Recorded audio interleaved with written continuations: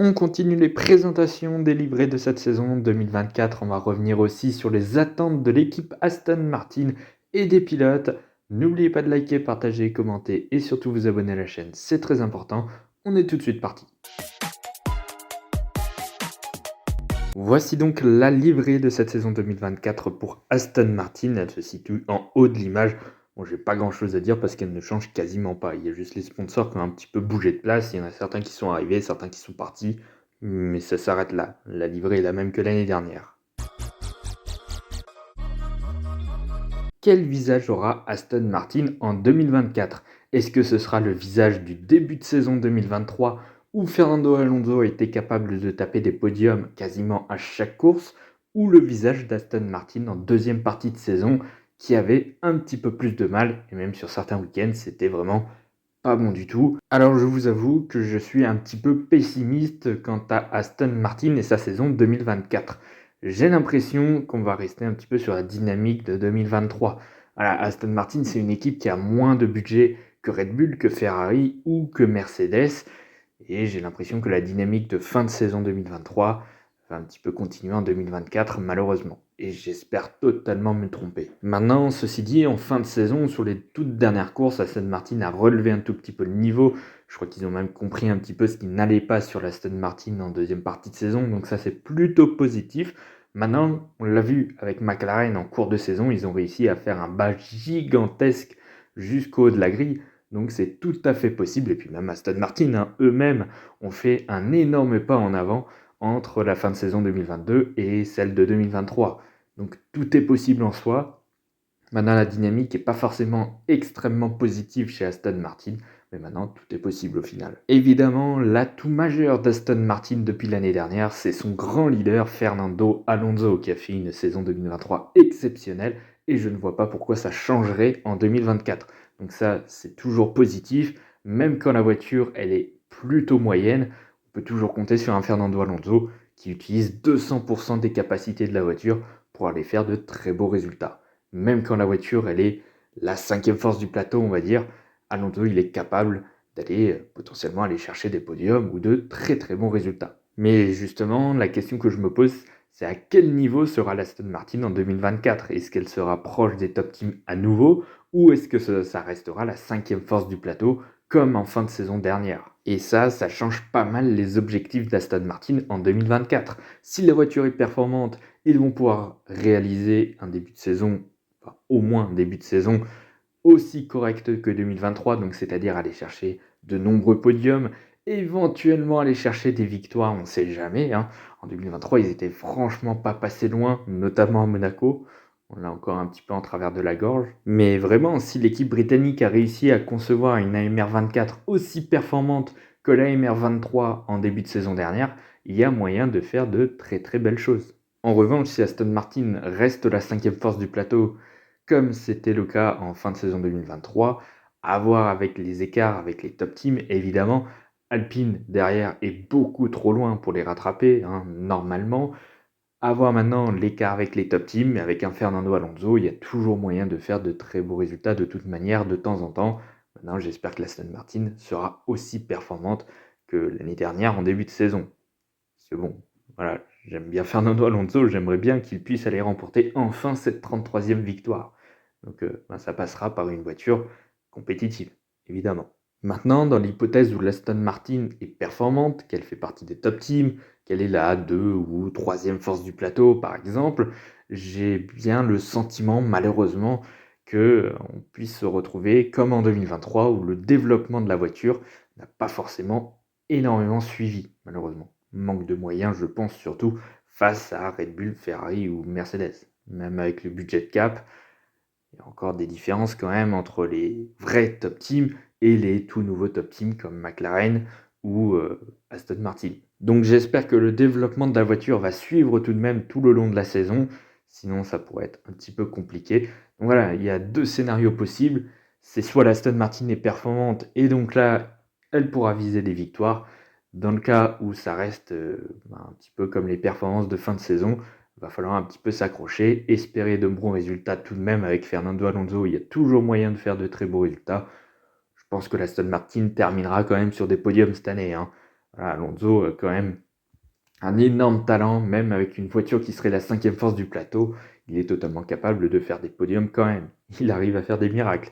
Donc j'imagine même pas avec une voiture très performante, Alonso, il peut faire de très très belles choses. J'espère qu'il la gagnera cette victoire. Justement, Fernando Alonso, parlons-en. Après une saison 2023 qui a été extraordinaire avec de nombreux podiums en début d'année, il était même en train à un moment donné de se battre pour le titre de vice-champion avec Sergio Pérez. Il s'est battu pour des victoires même, notamment Monaco. Il est vraiment pas passé loin d'une 33e victoire. Franchement, ça a été sa meilleure année en termes de résultats, avec la voiture qui va avec, évidemment, depuis 10 ans quand même. Depuis 2013, on n'avait plus vu Fernando Alonso à une pareille fête. Il termine 4e au championnat des pilotes, et en plus avec une Aston Martin qui a été moins compétitive en deuxième partie de saison. Je trouve ça quand même assez fou. Le gars, il a beau avoir de l'expérience, il a beau avoir un âge assez élevé, il est toujours aussi compétitif, il est toujours aussi mort de faim de gagner, de faire de gros résultats. Voilà, pourquoi ça changera en 2024? On est à peu près certain à 99,9% que Fernando Alonso fera encore une superbe année. Tout dépendra aussi de la performance de la voiture, évidemment. Si la Aston Martin est la deuxième force du plateau, par exemple, on pourrait bien revoir Fernando Alonso se battre pour des victoires, hein, et pourquoi pas aller en taper une d'ailleurs.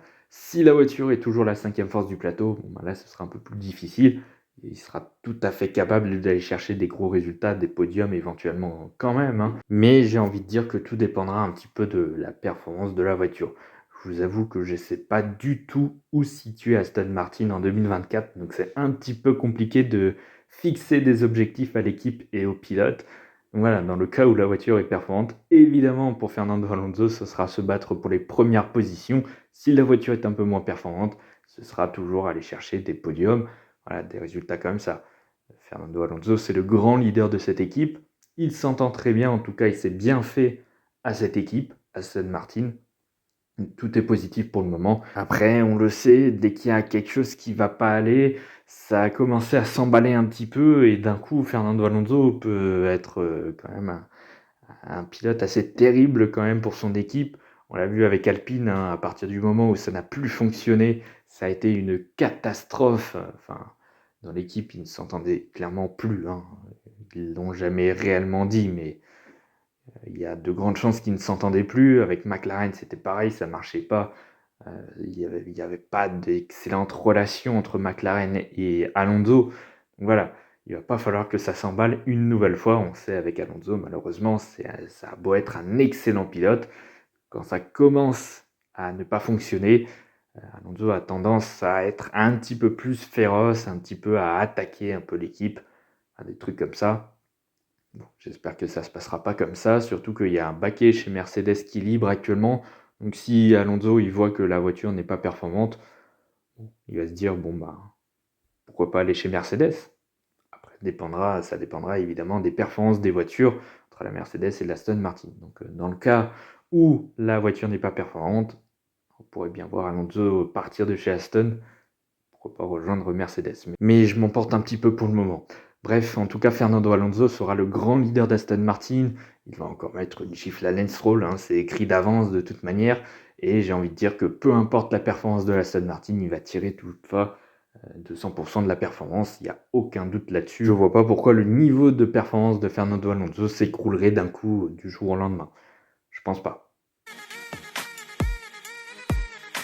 Et enfin, du côté de chez Lance Stroll, eh ben, il va falloir se réveiller parce que l'année 2023 a été extrêmement difficile. Il n'y a pas eu de grosses performances de sa part, si ce n'est le Brésil, notamment, où il fait une très très belle performance.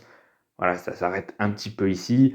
Il s'est fait gifler totalement par Fernando Alonso, ça on s'y attendait, mais peut-être pas à ce point-là non plus, hein. L'écart était quand même très important entre Alonso et Stroll. Il va falloir clairement réduire l'écart pour Lance Stroll parce que là, ça commence à devenir un petit peu gênant, hein. Là encore, tout dépendra de la performance de la voiture. Si la voiture est aussi performante qu'en début de saison 2023, eh ben, faut que Lance Stroll il arrive à faire des belles performances, aller chercher éventuellement des podiums, hein, même. Mais on le sait, avec Lance Stroll, c'est un petit peu compliqué, hein. Quand la voiture est performante, On l'a vu à peu près ouais, dans le top 8 à peu près. Ça restait encore correct, mais bon, sans plus. Et puis on a vu en deuxième partie de saison, quand la voiture a commencé à être moins performante, voilà, ça a été tout de suite plus difficile d'aller scorer le moindre point.